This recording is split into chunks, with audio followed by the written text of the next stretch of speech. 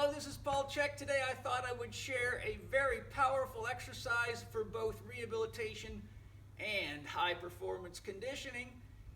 For those of you who are strong and fit, I would even recommend that you start with this at body weight level and master your technique before moving forward, because if you are strong and fit but your basic technique isn't good, you will drive faulty movement patterns deeper and deeper into the nervous system, which makes them very, very hard to correct when something finally does give you trouble.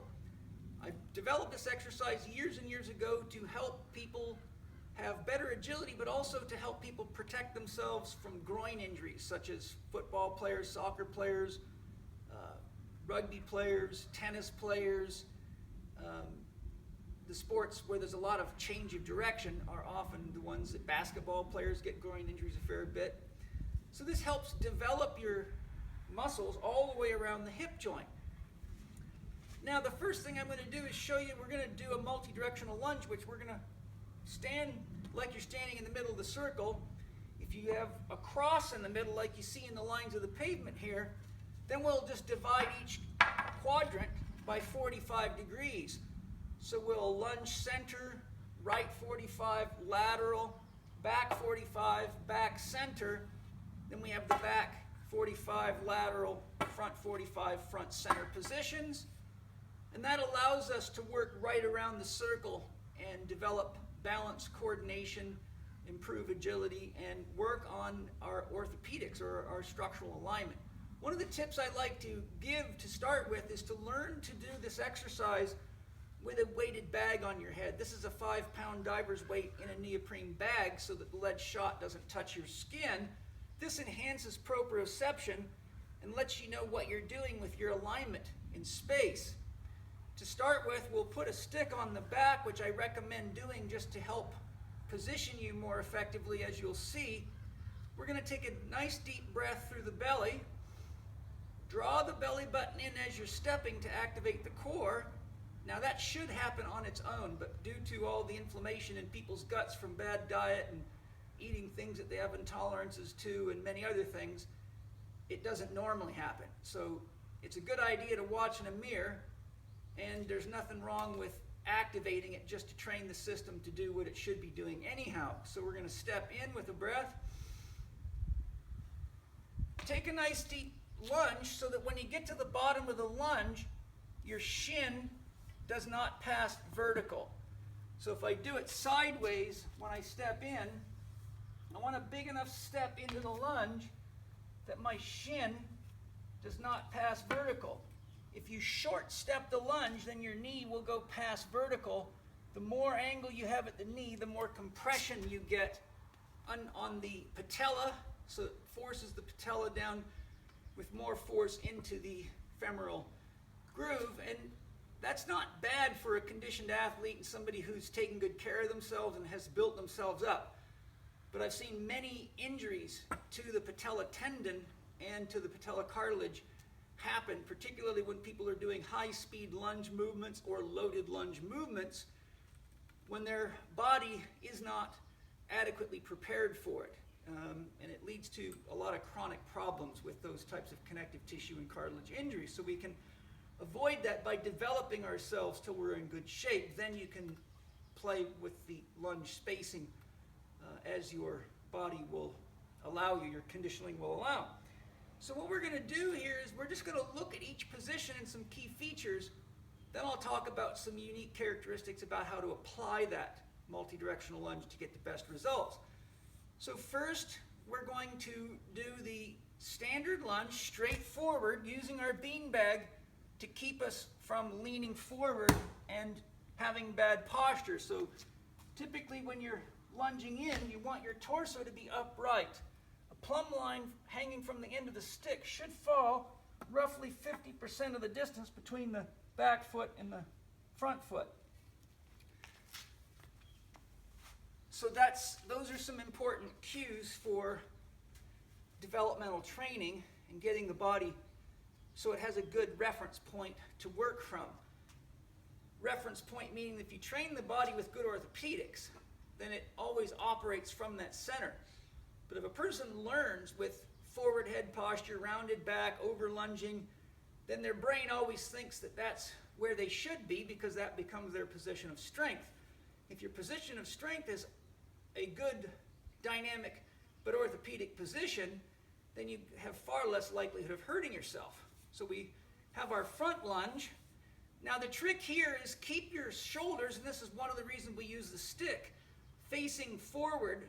I say to my athletes, always face your opponent. Never turn your eyes away from your opponent.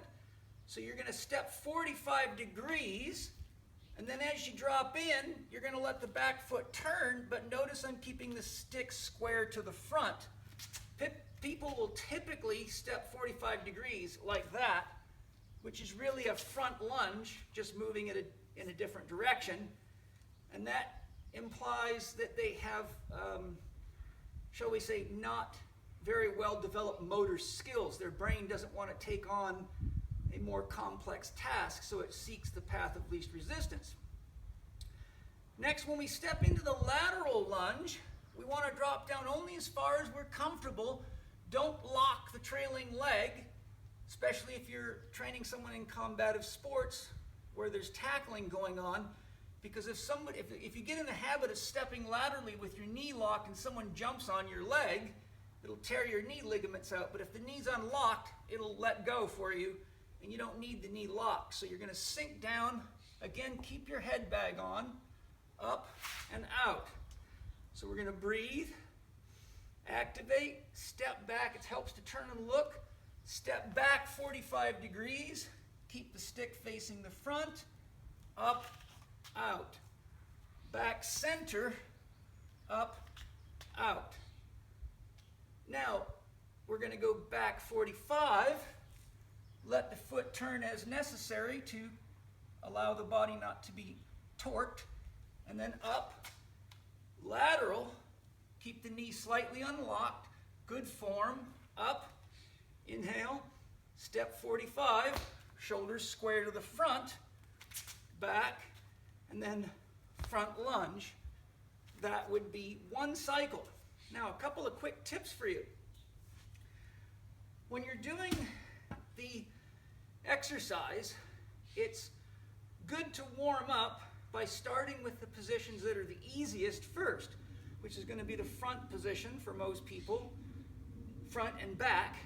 Angular positions and lateral movements are usually harder for people to do. So as they warm up, you could do several body weight lunges in each position. And if you're working with someone that's not very strong, then just reduce how far down they go into the lunge. And as they warm, they can go a little further and a little further into it. Once they're warmed up and you begin the training, though, pay close attention as you're teaching them which are the positions that they have the hardest time with. Once they begin their training cycles or sets, start them with the most complex position or the most challenging position first, so their nervous system has the most available energy and their body's the best resourced, so they have the greatest likelihood of repeating and learning a new skill. If you start with the easier lunges that might be more comfortable for them, as they get more and more tired, you'll see that when you start doing these challenging patterns, their ability to do it goes down and their risk of injury goes up. Now, as a person develops, you can speed the tempo up. I typically work 1 to 3 reps in each position. Also, you want to be careful watching people as they step into the lunge. You don't want to see knees dropping in. That's overpronation, and that can be quite irritating to the knee and to the groin, especially when you're lunging with weights. So starting with the most challenging position, I'm going to go lateral. So this is what it would look like in real time.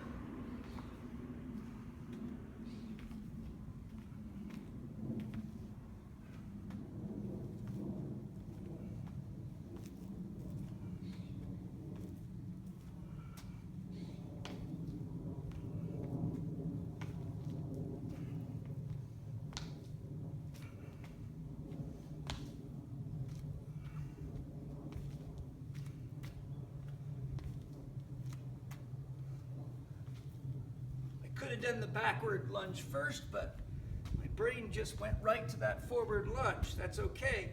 So that's one side. Now if you get to a more advanced level, you can couple the movements. So for example, you can go front 45 to back 45. Front 45 to back 45. Lateral to lateral. Like so. There's a little tendon pop. And then when you get to the front, you're front to back in one move. Now, of course, you can speed things up as you choose. I won't go through the other side because you can see it quite easily on one side. So you can add, you can make it more challenging by increasing the number of reps per station. You can make it more challenging by adding weight or changing the speed. Faster is going to be more explosive. You can keep the exercise to just a few patterns, or just use it as a corrective exercise and focus only on the weak spots.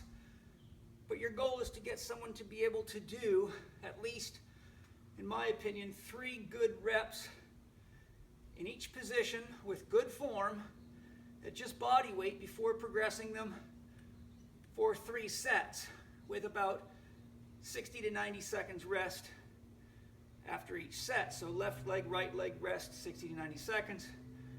3 reps in each position for 3 sets. From there you can build people up. And I'll tell you what, I've had a lot of athletes tell me that that exercise has helped them tremendously to not get groin injuries, not have hip problems, low back problems, helps with hamstring, preventing hamstring injuries, helps stabilize the knee, gives good orthopedic training. There's lots of that type of information available in my Golf Biomechanics Manual. It has a lot of exercise like that. You can also learn a lot in my Strong and Stable video series and in the Chek Gym Instructor series, where I go through pretty much all the commonly used exercise in the gym, give you technical pointers, and also have some Swiss ball stuff in there as well. Thanks for joining me today. Love to see you in Chek Exercise Coach when you're ready to really get into this at a deeper, more profound level and learn the science of program design and many other exciting things such as mastering exercise technique. See you soon. I'm Paul Chek.